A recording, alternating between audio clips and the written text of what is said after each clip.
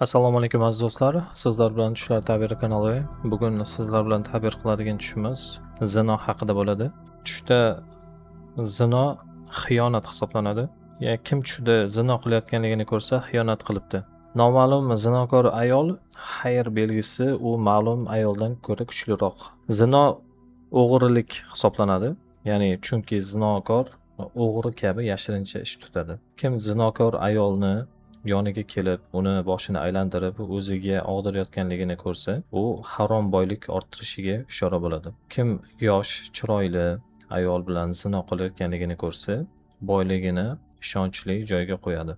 Har qanday holatda ham o'ngidami, tushdami, zino eng katta gunohi kabiralardan hisoblanadi.